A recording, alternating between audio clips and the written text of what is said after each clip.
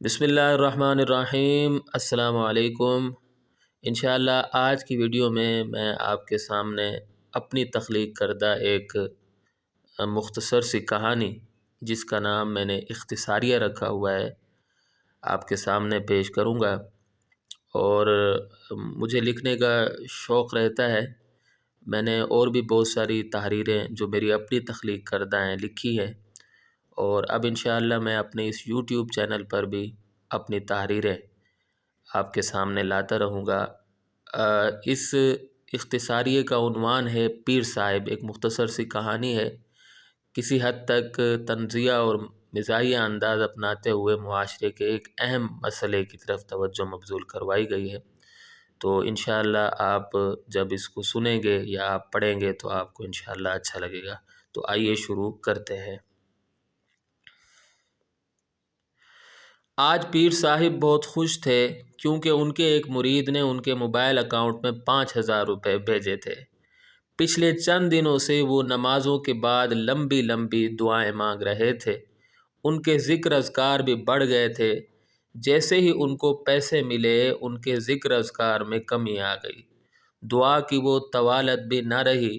ظہر کے 4 فرض امام صاحب کے پیچھے ادا کیے، 2 سنتیں پڑھی، پھر مختصر سی دعا کی اور چل دیے۔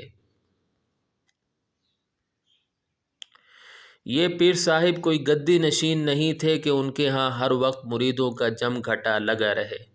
یہ تو ایک گمنام سے گاؤں کے ایک چھوٹے سے پیر صاحب تھے جو ایک ایک مرید کے آنے کے لیے کئی کئی دنوں تک دعائیں کرتے تھے۔ پیر صاحب کے پڑوسی ان کا ساتھ بالکل نہیں دیتے تھے۔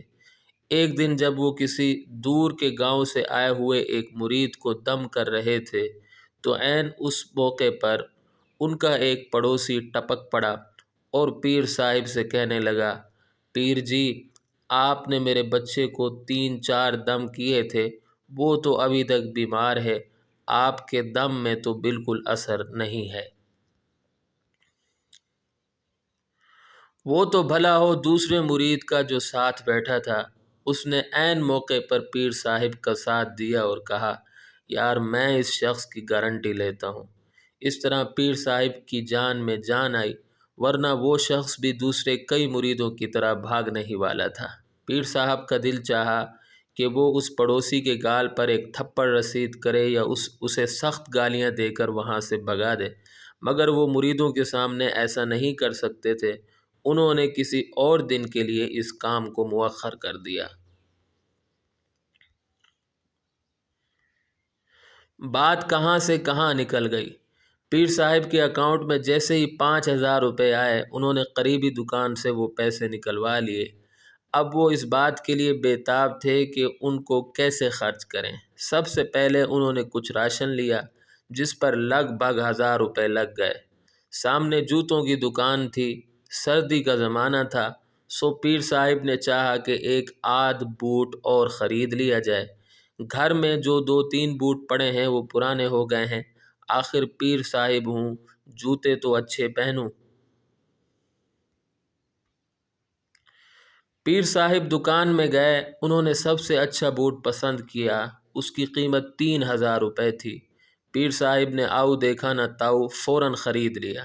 اب ان کے پاس 5,000 روپے میں سے صرف 1,000 روپے بچ گئے تھے۔ ہونا تو یہ چاہیے تھا کہ اب وہ گھر چلے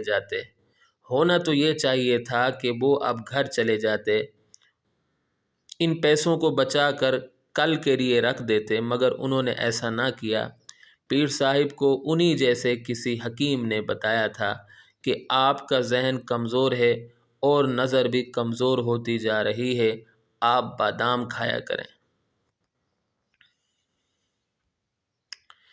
اتفاق کی بات ہے کہ پیر صاحب کو بادام نظر آ گئے۔ انہیں حکیم صاحب کی بات یاد آ گئی۔ انہوں نے فوراً 1,000 روپے کے بادام خرید لیے۔ جب گھر آئے تو ان کی جیب خالی تھی۔ بچوں نے پیسے مانگے تو جیب کو ٹٹولنے لگے کہ کہیں سے کوئی پرانا نوٹ ہاتھ آ جائے اور بچوں کو دے دیں۔ ان کی اہلیہ کو بھی کچھ پیسوں کی ضرورت تھی۔ پیسے تو ان کے پاس نہیں تھے، لہٰذا وہ بیوی بچوں کی ضرورت پوری کرنے سے قاصر تھے۔ دانا کہہ گئے ہیں کہ چادر دیکھ کر پاؤں پھیلانے چاہیے۔ ارشاد باری تعالی ہے فضول خرچی نہ کرو، بے شک فضول خرچی کرنے والے شیطانوں کے بھائی ہیں۔ الاسراء آیت 26-27 سورت نمبر 17۔ ہم سب کسی نہ کسی حد تک فضول خرچی میں مبتلا ہیں۔